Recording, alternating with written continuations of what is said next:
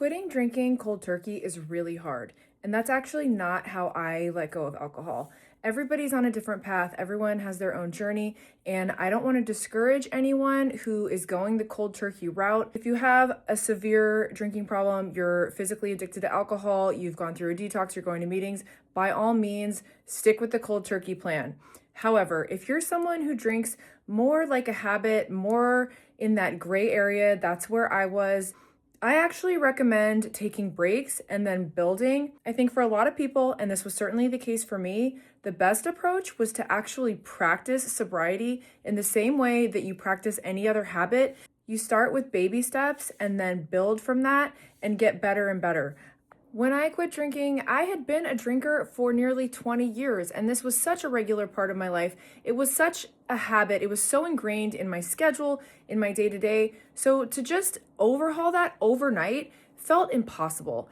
I tried to do dry January 3 different years in a row and fell off about 2 weeks in. I just couldn't give up alcohol cold turkey after having been a drinker for so long. It was too hard for me. My urges were too strong. I didn't know the right way to deal with an urge. So here's my advice. Start with small chunks.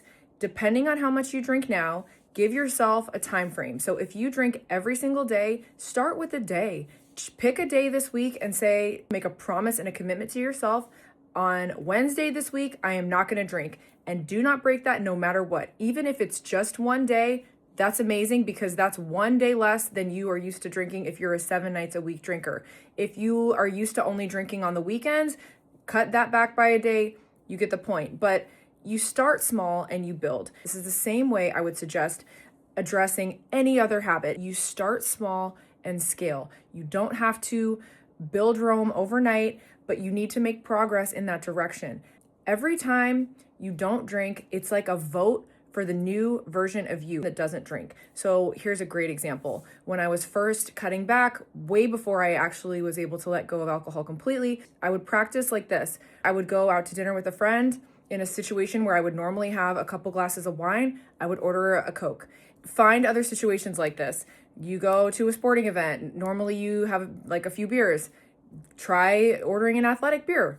Concert, like you could apply this to so many things. Anywhere you go that you would normally get an alcoholic beverage, get something non-alcoholic and see how it feels. There's probably going to be some feelings of disappointment right in the beginning, maybe when you order that drink, maybe on the first few sips of that drink, but after a few minutes, you will start to realize that the fun that you're having, the situation you're in, it's really not so much about the drink as much as the people you're with